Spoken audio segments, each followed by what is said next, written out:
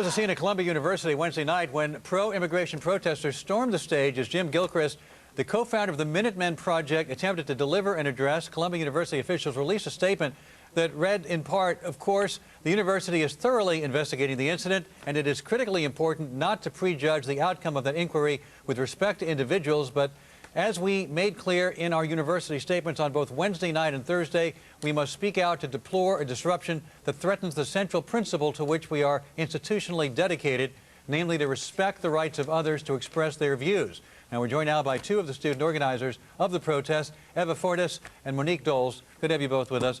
Monique, what happened there? Because there seems to be some confusion about who rushed the stage and who threw the first punch, if there was any violence at all. What's your take on it? Well, the scene you just saw there was elation of a room full of people who were ecstatic to have been able to prevent the Minutemen from spreading their message of hate. Shouldn't they be allowed to speak?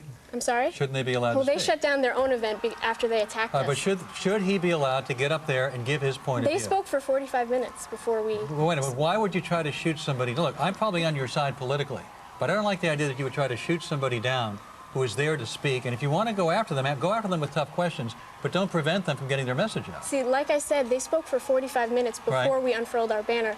We maintain that we engaged in nonviolent civil disobedience. But you try to get him. You try to get him to try to shut down his message. And we expected to be escorted from the stage. Instead, what happened is that they attacked us physically, verbally. As I understand, first of all, Monique, I don't agree that.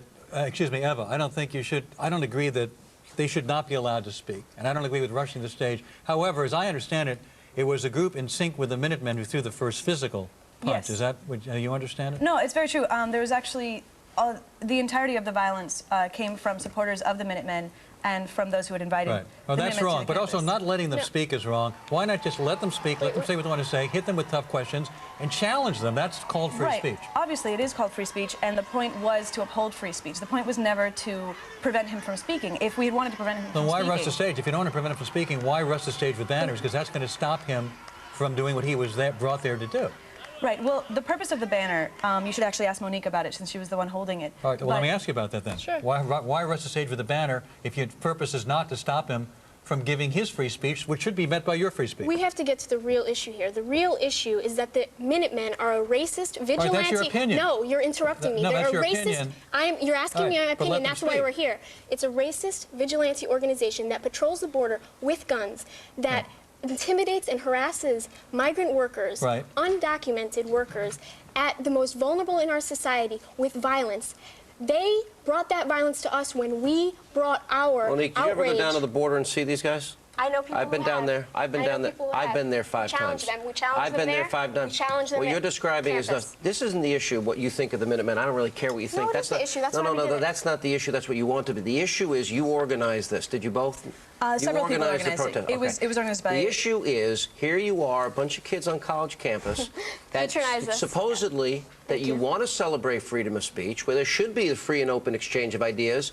And according to you, after 45, I gave him 45 minutes. 45 minutes, then you shut him down and you silence him because you don't like what he says. We don't like what they do. Too bad. Why don't you let him say it and then challenge him in the question and answer? Why do you have to shut him down? They shut themselves down. No, you guys shut him down. Look at the tape. If you let me speak about this issue of free speech, since that's what you want to talk about, and not the issue of immigration, which is what we had wanted to talk about. Honestly, what happened ended up being, unfortunately, shutting him down and not allowing him to speak. However... Oh, how could he possibly speak when you rush the stage and you scream it out loud? If you let me explain it instead of repeating it again, perhaps I could explain it to you. Explain it. Look at it. All right. To be honest, look, the intent of those holding the banner and those who went up to support them was honestly they wanted to make a point simply by having the banner and being escorted peacefully off the stage by the security.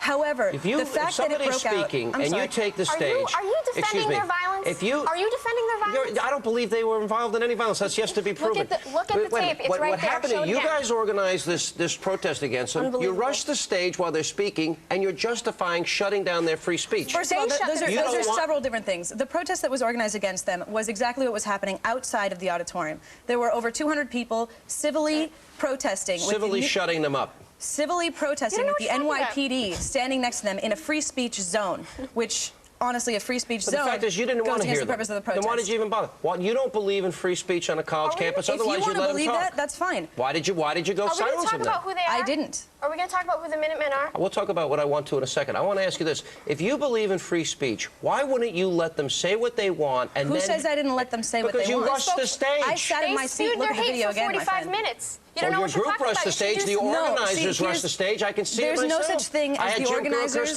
or the group.